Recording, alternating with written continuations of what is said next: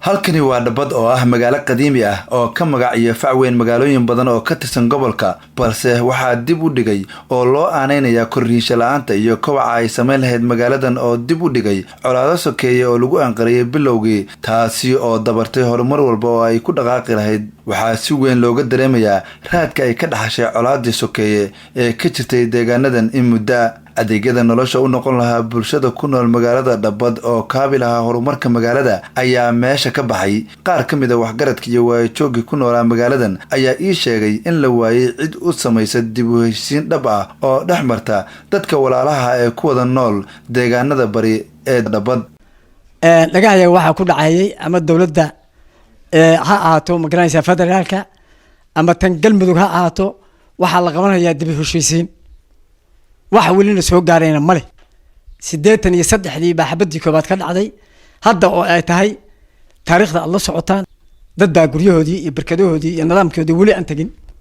intaasna waxaan ka dhowrsanaynaa dawladda la soo gaar dib Soomaaliya dad ku tashaday oo raba inay wax ka qabtaan oo aadaan maahin waxaan doonaynaa dawladdu haddii ay dawladdii Soomaaliya oo maanta iftiinkeedu soo baxayay oo adduun weynuhu fiirinayay xuquuqda hoose oo bini'aadanimada oo deegaamada oo dagaaladu ka jiraan waa in la fiirshaabaan leena oo dawladdu ay dib soo eegtaa caafimaadka biyaha waxbarashada iyo nolosha aasaasiga ah ma dhamaystirna oo weli waxaa ka jira baahiyo sidaa darteed xubno ka mid ah bulshada magaalada ayaa ugu baaqay madaxda cusub ee dowlad goboleedka Galmudug iyo dowladda dhexe in la soo eego isbitaal weyn baa Dhabadi lahayd 2007 buu joogsaday oo isbitaalkaas xirmay oo hay'adii fakreynta dhaqaalihii ka go'ay intii ka dambeysay dawladda federaalka maamul goboleedka hore Galmudug intaas waa u dacwoonaynay wax la keenay iyo wax la kaga qabtay midna ma jiraan isbitaalkeeda sidii uu xiran yahay irbada kulaysada foosha cawda waa qofka hadda loo cararay Dhabad dhibaatadaas horta hayso oo ka cabanayna marka maamul goboleedka cusub ee Galmudug oo madaxweynaha ka yahay Axmed Cabdi Kaariye iyo Cali Daahir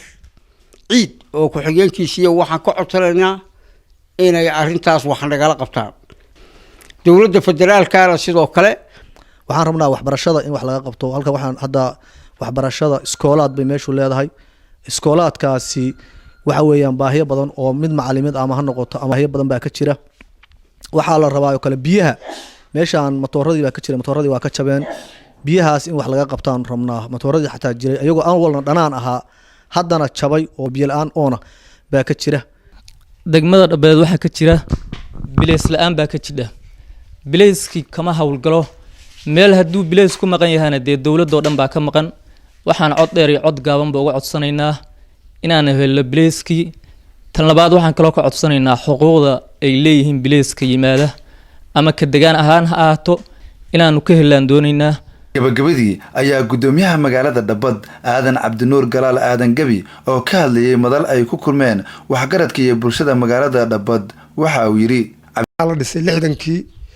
dawladii Aadan Cadde waxay lahayd iskool waxay lahayd station waxay lahayd waxbarasho waxay lahayd caafimaad intaas oo dhan bay lahayd dawladda ka dambeeyay la dhiseen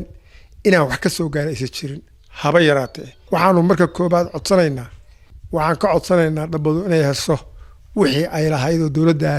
dawlad goboleedkaas Galmudug ay ku lahayd haday tahay caafimaad haday tahay waxbarasho